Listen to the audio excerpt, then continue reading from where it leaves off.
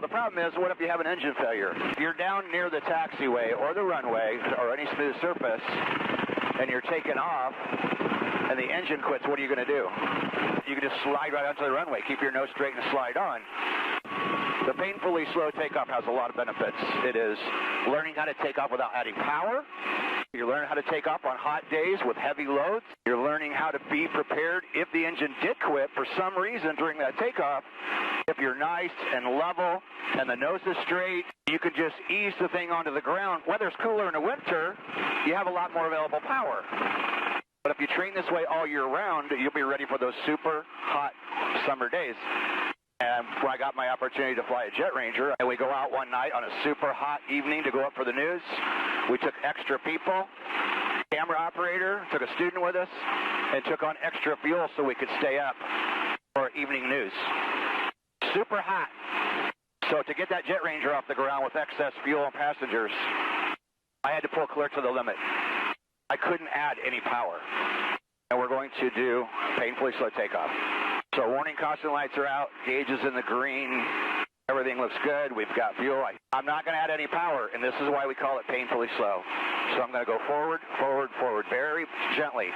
And on a hot day, I might even touch my skids, but if you just keep moving it, if your nose straight, it won't be a problem on a smooth surface. I'm just going to keep going forward, keep going forward. Start to get a little bit of ETL, so I got to push through it. I'm still not adding any power. Still not adding any power. Now we're increasing our speed, and I still have not moved the collective, so I have not made a power change. So here we go. There's about 30. There's 34, 35, 40. Boom. We can start our climb out. Look, gust of wind there. You keep the aircraft as low to the ground as possible. 2 or 3 inches of skid height clearance or more if you're not comfortable being that close. But the idea is to stay as close to the ground as possible so that you can have the most benefit of ground effect. And the painfully slow takeoff is taking off without adding power. You're just using the cyclic to keep moving yourself forward inch by inch by inch. And we call it painfully slow takeoff because nobody wants to do it. Everybody wants to just pull power and go. But we've learned that a lot of times if you're going to have an engine failure, it may simply happen when you're adding power.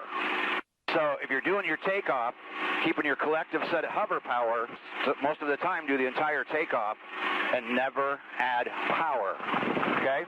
It will normally get you through ETL, and it'll get your climb, and you can get all the way up to your cruise flight. Hopefully, that's what you're being taught. If you haven't, you should experience it. All the links are below. Private pilot, advanced pilot, private pilot 1 year, pro pilots. There's several pro pilot options. And just use the links below and below the video. Yep. Tell them one more time how they can get a hold of you, Heather. 574-767-1797. Call or text, or you can email me, heather@helicopterground.com. And we'll help you get signed up if you need. It's time to upgrade. Take advantage of those professional pilot memberships, man.